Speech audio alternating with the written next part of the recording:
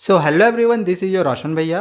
तो ये रही आप लोग की क्लास 10th मैथमेटिक्स की syllabus for 2024-25 board examinations. Next year जो आपकी बोर्ड परीक्षा होने वाली है, आपका सिलेबस बिल्कुल यही रहने वाला है। तो अपने कॉपी में नोट डाउन कर लेना या फिर किताब में टिक भी कर लेना। मे बी कि इन फ्यूचर हो सकता है सिलेबस में कुछ चेंजेस हो। अगर किसी तरह का कोई चेंजेस होती है तो आपको इस चैनल पे बता दिया जाएगा। तब तक हमारे चैनल को सब्सक्राइब करके ज़रूर रख लेना। तो चलो मैं यहाँ पे आपको पहले सिलेबस बता रहा हूँ, देन इसके बाद फिर इसका ब्लूप्रिंट भी आप लोग को बताऊँगा। अब देखो चैप्टर यहाँ पे आपको दिखाई दे रहा होगा कि ये सब सारे चैप्टर्स जो हैं आप लोग को पढ़ना है। देख लो ये सब सारे चैप्टर्स हैं, ये सब आप लोग अपना किताब में टिक कर सकते हो। ये सब सारे चैप्टर्स आपको पढ़ने हैं।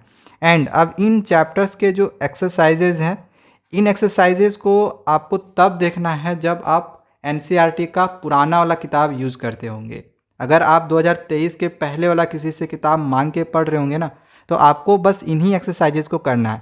2023 में किताब चेंज हुई थी, उसके बाद से बुक वही है अभी, और कोई चेंज होगा भी नहीं।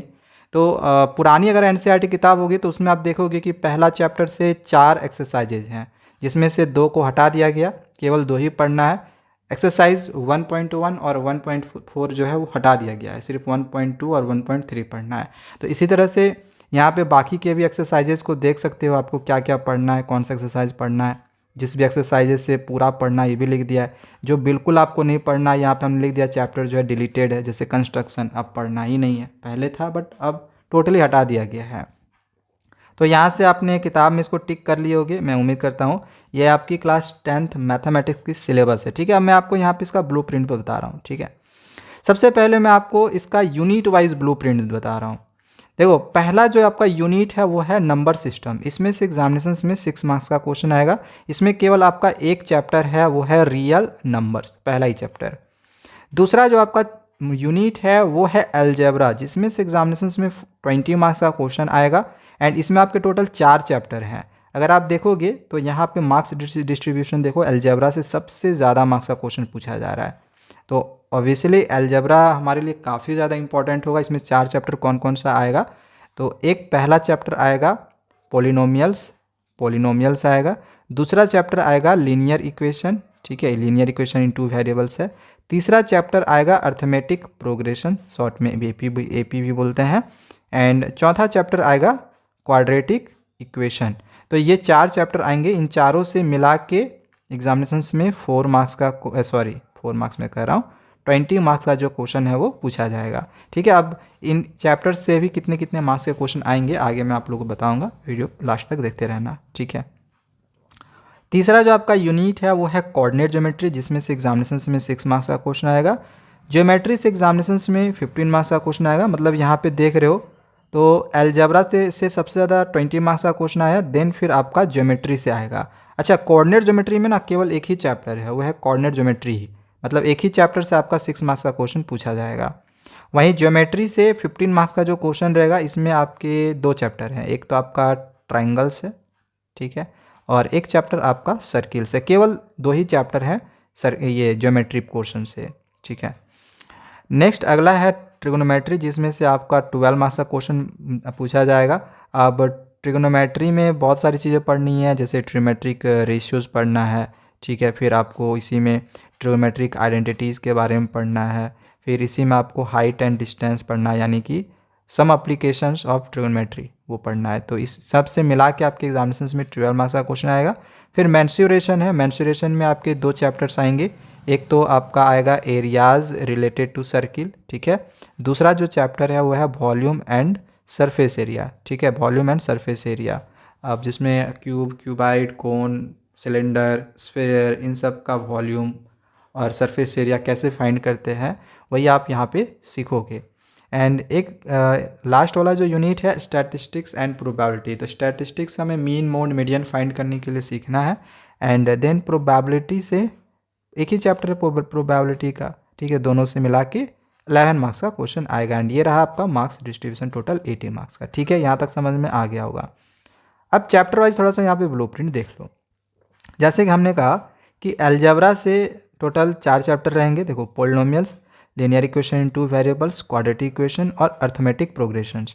नंबर सिस्टम से जैसे हमने कहा कि एक ही चैप्टर है रियल नंबर्स, दिखाई दे रहा होगा।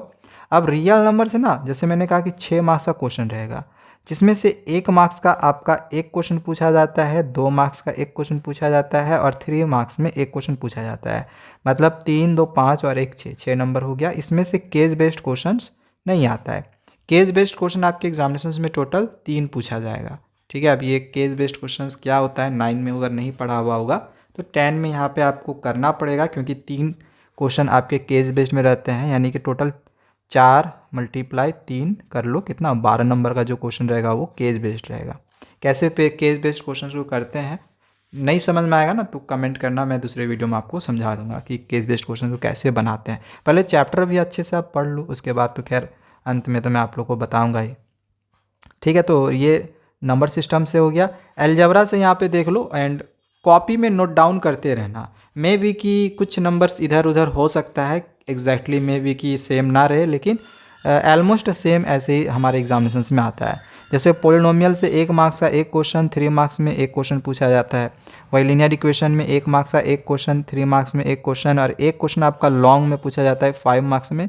ये जो क्वेश्चन रहता है ना, ये वर्ड प्रॉब्लम क्वेश्चन रहता है। ठीक है, वर्ड प्रॉब्लम। ओके, इसी प्रकार से क्वाड्रेटिक इक्वेशन से शॉर्ट क्वेश्चन 1 नंबर का पूछा जाता है।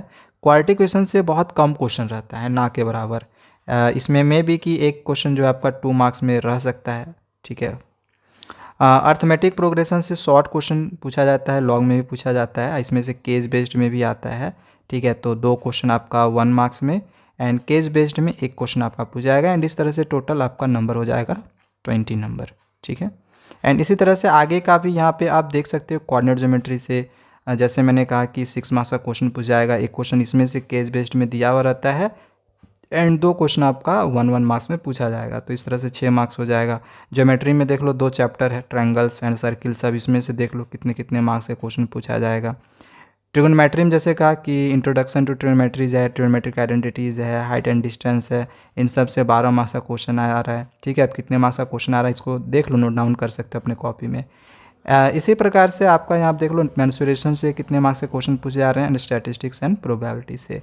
तो ये हमने आप लोगों को मैथमेटिक्स का जो ये सिलेबस है, सिलेबस यहाँ पे मैंने आपको पहले बताया।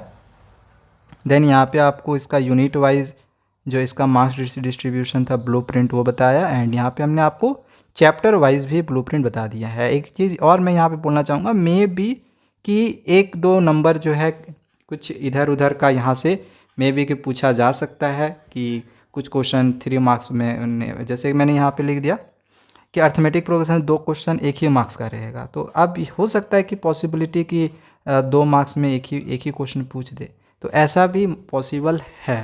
ठीक है, तो इधर उधर 2-4 नंबर इधर उधर हो सकता है, बाकी मोस्ट प्रोबेबली जो रहता है क्वेश्चन इसी के अनुसार रहता है। यही आपकी ओरिजिनल चैप्टर वाइज ब्लूप्रिंट है, एंड ये तो गारंटीड है कि यूनिट वाइज ब्लूप्रिंट आपकी यही रहेगी। ठीक है, तो ये एक चीज़ और, ये स्टैंडर्ड मैथमेटिक्स का मैंने आपको चैप्टर वाइज ब्लूप्रिंट दिया है। स्टैंडर्ड मैथमेटिक्स का मे बी कि बेसिक मैथमेटिक्स का जो ब्लूप्रिंट है वो डिफरेंट रह सकता है। अगर किसी भी स्टूडेंट्स को बेसिक मैथमेटिक्स चुने हुए होंगे, कोई वैसे स्टूडेंट्स होंगे जो बेसिक मैथमेटिक्स चुने होंगे, जो कि आपको क्लास 9th में ही बोला गया होगा फॉर्म भरने टाइम चुनने के लिए दिया हुआ होगा कि बेसिक है या स्टैंडर्ड है। एंड अगर आपसे स्कूल वाले अगर नहीं पूछे हैं तो आपको सिंपली समझ जाना है कि आपका स्टैंडर्ड ही है। अगर नहीं पूछे हैं तो स्टैंडर्ड ही वो देंगे, एंड अगर पूछे हैं कि बेसिक लेना है स्टैंडर्ड, तो अगर आपने बेसिक चुना होगा तो बेसिक का जो ब्लूप्रिंट होगा वो डिफरेंट होगा। इसके लिए मैं आगे दूसरे वीडियो में आपको बेसिक का भी जो ब्लूप्रिंट है वो बता दूंगा। बाकी मोस्ट ऑफ द स्टूडेंट्स का जो रहता है वो स्टैंडर्ड मैथमेटिक्स ही रहता है। 100 में देखा जाए तो 80-90% स्टूडेंट्स का स्टैंडर्ड मैथमेटिक्स ही रहता है। तो यही आपके स्टैंडर्ड मैथमेटिक्स की ब्लूप्रिंट। बाकी अगर आपको अदर सब्जेक्ट के भी इसी तरह सिलेबस चाहिए, ब्लूप्रिंट चाहिए, कमेंट करना, आगे के वीडियोज़ में आपको बताया जाएगा। Thank you, bye bye.